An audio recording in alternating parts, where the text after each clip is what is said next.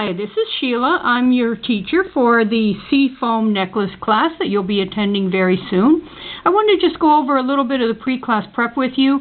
Even if you've already done yours, if you could take a minute or two here to look at this to make sure you've done it correctly so that when you arrive in class we'll be able to get started right away. So what you need to do is have a knot on the center of 3 yards of thread, not 3 feet. A knot over all of the threads. We're making this necklace from the center out on each side. Then what you're going to do is going to take the dark color and load on the dark color beads. Load on 15 inches of beads. You then need a stop bead. I said in the instructions, don't do a sew through. Sew through is if you took your needle and sewed through the bead again. There are a lot of things wrong with that, and I'll explain that in class. But for this particular project, you can't have a sew-through stop bead.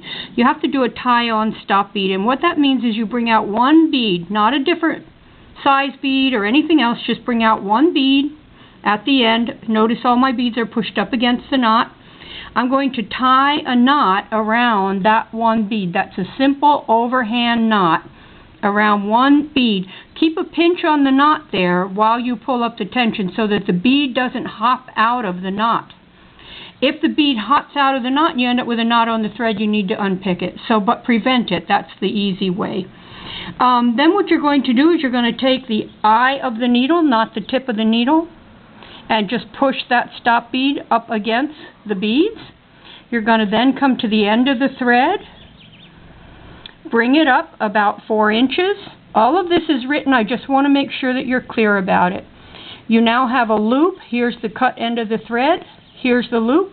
Now just do an overhand knot and hold on to it and keep the knot so that it ends up right at the cut end. So now you have a loop. We're going to do a lark's head knot, and that means I'm going through the loop and reaching, grab the thread. That's a lark's head knot. I take my little bobbin, put it into the lark's head knot, and pull it up. Oops, hopped right over on me. That'll happen to you too, I'm sure, once or twice.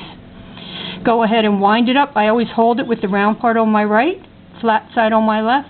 Wind away from me. That way they're all wound the same exact direction, and that'll make it easier when you get to the marrow die and start setting it up in class. The reason you're doing this pre-class prep, by the way, is so that you can walk out of class wearing your necklace. Isn't that good?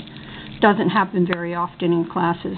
Okay, so there's one thread. I'm not going to do another green one, and I'm not going to have you watching me load beads.